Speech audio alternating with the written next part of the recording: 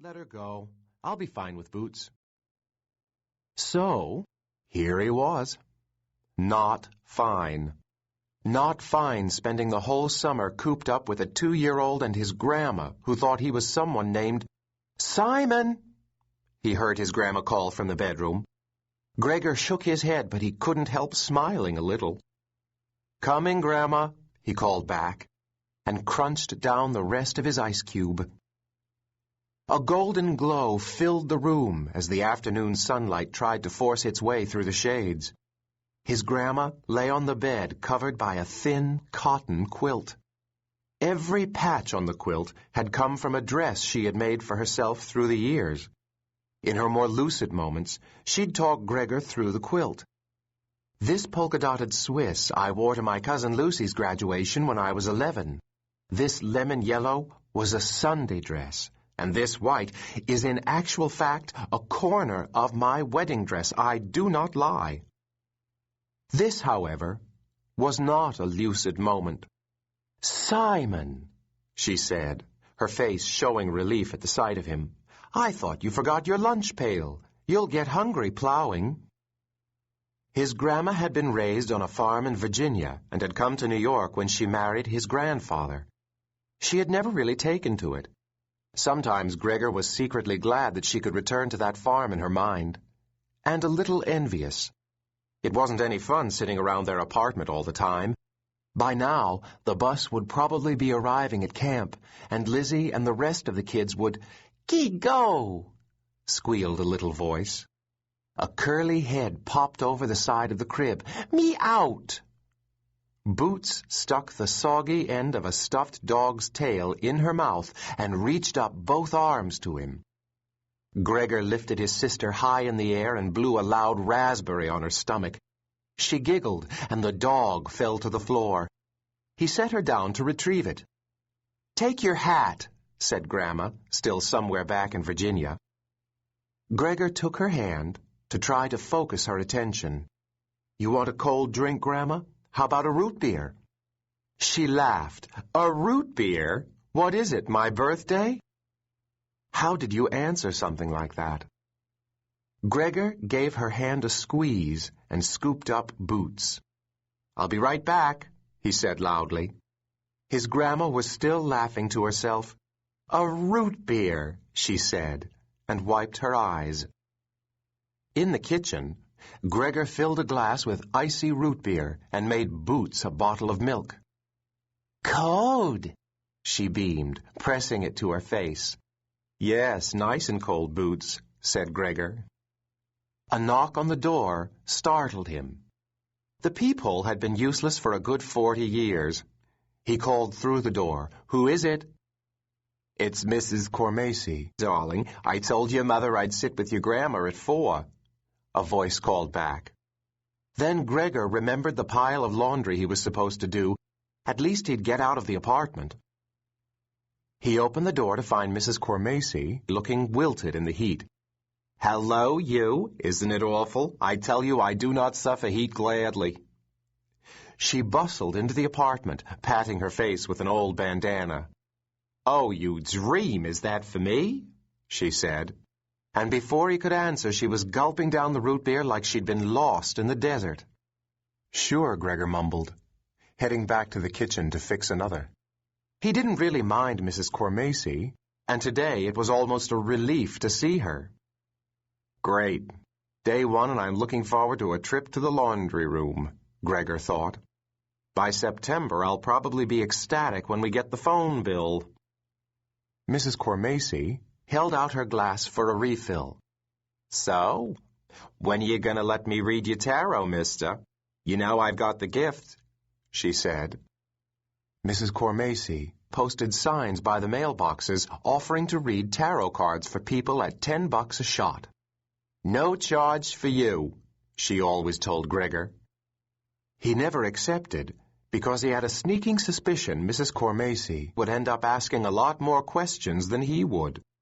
Questions he couldn't answer. Questions about his dad. He mumbled something about the laundry and hurried off to collect it. Knowing Mrs. Cormacy, she probably had a deck of tarot cards right in her pocket. Down in the laundry room, Gregor sorted clothes as best he could.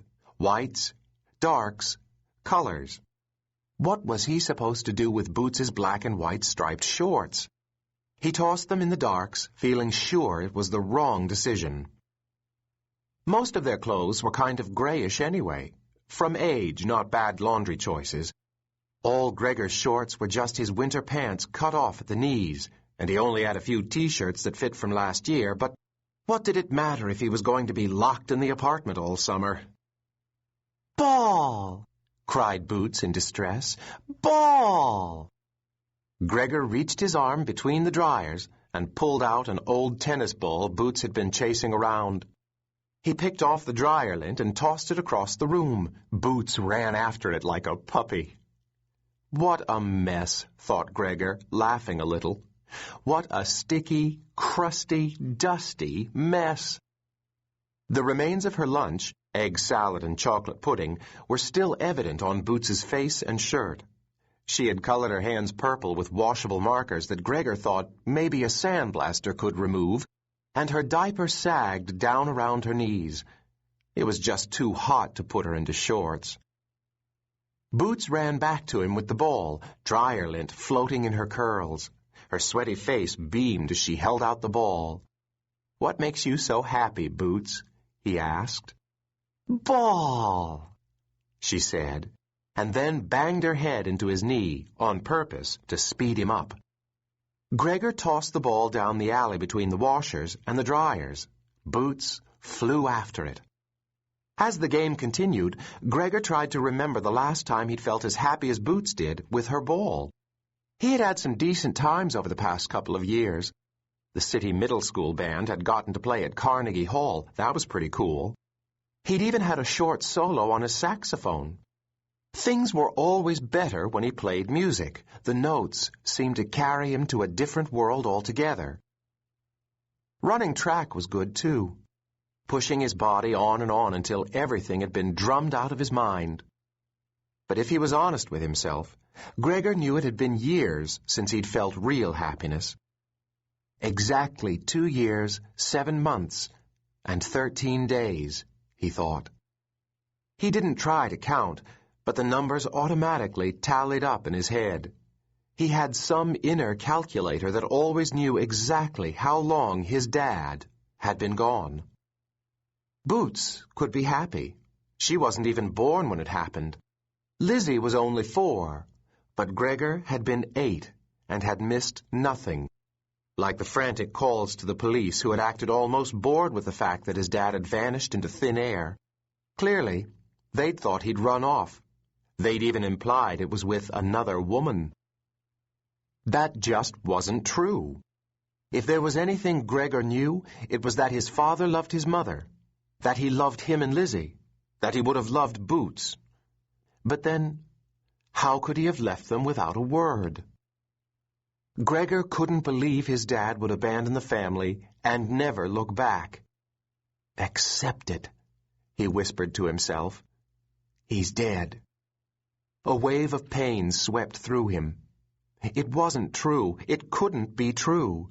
His dad was coming back because what? Because he wanted it so badly it must be true? Because they needed him? No, thought Gregor. It's because I can feel it. I know he's coming back. The washer spun to a stop, and Gregor piled the clothes into a couple of dryers. And when he gets back, he'd better have a really good explanation for where he's been, muttered Gregor as he slammed the dryer door shut. Like he got bumped on the head and forgot who he was. Or he was kidnapped by aliens. Lots of people got kidnapped by aliens on TV. Maybe it could happen. He thought about different possibilities a lot in his head, but they rarely mentioned his dad at home. There was an unspoken agreement that his dad would return. All the neighbors thought he'd just taken off. The adults never mentioned it, and neither did most of the kids. About half of them only lived with one parent anyway.